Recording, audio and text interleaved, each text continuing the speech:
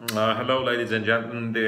My attention has attracted the article of the Economist magazine because we know that the news has circulated just around the world well, on different media platforms. And today's topic of the Economist magazine is like, can the euphoria of Korean summit last? The Moon Jae and Kim Jong-un seem to have got on like a horse on fire. The headline of the article says it was easy to forget that this was a man who has threatened the world with nuclear war, used summary executions and foreign hate jobs to eliminate his rivals, and presided over some of the worst human rights abuses.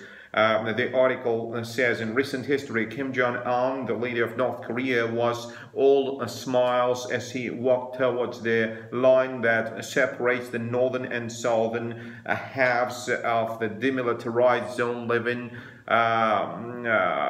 the two Koreas on their morning of April the 27th. Mr. Kim literally stretched a hand across the frontier, shaking that of Mr. Moon Jae-in, the South's president, before stepping into the South in a winningly unscripted move. He persuaded Mr. Moon to recross the line into the north with him before heading south again. Can you imagine that? Can you think about that? Because since the 1953, nothing of the kind has ever taken place for more than 60 years. The meeting marked the first time a North Korean leader has traveled to South since the end of the Korean War in 1953. South Korean president have twice visited Pyongyang for summits in 2000 and 2007.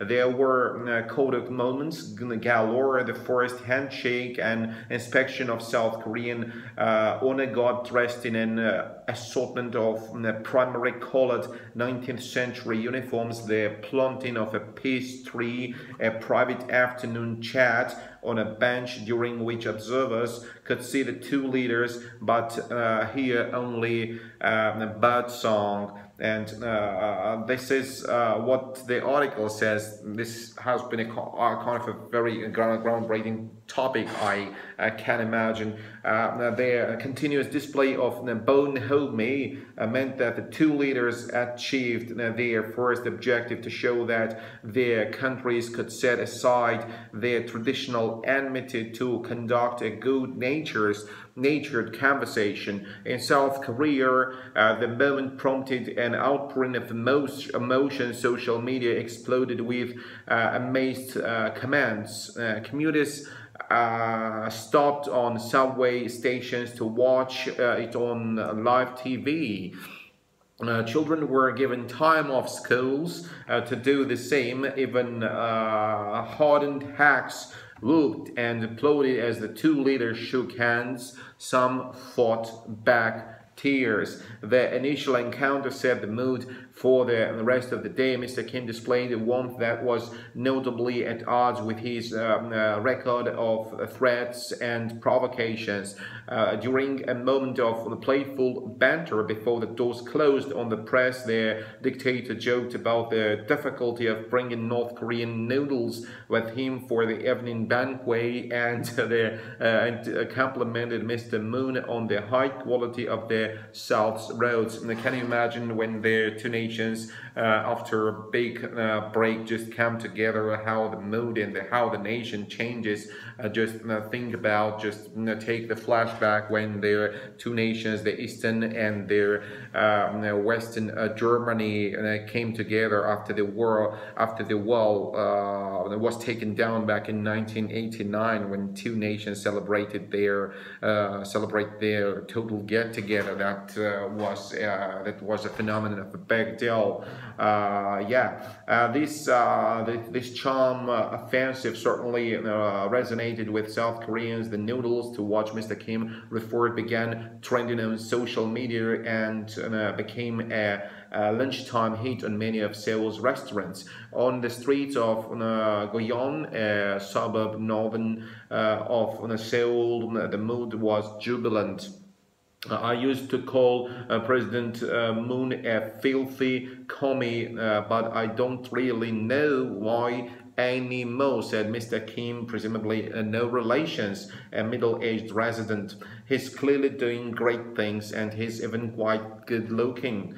For all the pomp and skillful choreography, however, the results of the summit were substantial. The joint statement that the two leaders signed before starting a hug and banquet of symbolic dishes was full of lofty sentiments but short of detail.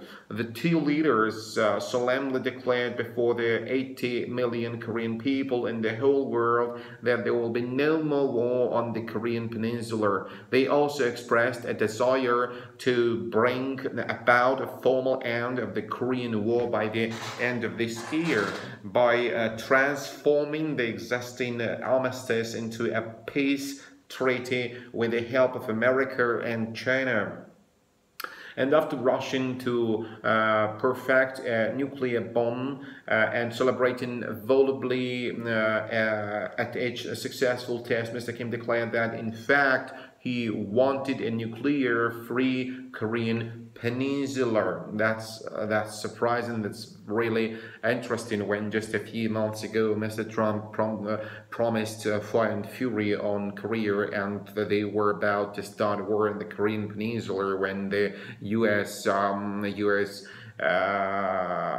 destroy ships were moved to the close to the Korean peninsula and the Korean waters. They were in the hidden alert, and the whole world was watching very with kind of an apprehension, and the whole world was scared that in case of their military intervention from the United States, that the North Korea was not going then to back down before in front of the United States invasion, because they were absolutely driven to even start war with the United States. Okay, let's go on with the article. The declaration signed at the previous Inter-Korean Summit in 2007 contained a similar language on the nuclear issue. Needless to say, that has not been fulfilled. Mr. Kim's father and predecessor Kim Jong-il had a habit of cheating on nuclear commitment before the ink was dry, and both Korea Kims saw nuclear weapons as essential to the revival of the regime, and the regime's survival as essential to their own. The wording of the new statement does not preclude northern demands that might derail talks again, such as an insistence that all American troops be withdrawn from the South. Mr. Moon has claimed that Mr. Kim is willing to drop the idea, but if so, there was no sign of it in the declaration. Indeed, there were no tangible concessions from the North, or not that the matter, the South. Still, there was never any chance that a deal on nuclear disarmament would be agreed without American input. Their administration of Donald Trump welcomed the outcome of the summit. The president himself tweeted, quoting, "A Korean war to end. The United States and all of its great people should be very proud of what is now taking place in Korea." Closing quote. The warmth of the proceeding and Mr. Trump's even warmer response to it suggests that his mooted summit with Mr. Kim, which is supposed to take place in late May or early June, will indeed go ahead. But what the outcome of that meeting will be, or even what the two sides will offer, remains as opaque as ever. And the next time around, the measure of success will be more than warm smiles and shiny photographs. Thank you for watching this YouTube video. Now I have put all the information onto the camera from the Economist magazine that went to press yesterday on. Oh no, it's the 27th of April. It has been issued. It's an issue of today. And thank you for watching this video. Goodbye. And I think that the two Koreas will come together, and the threat of the war will go all together.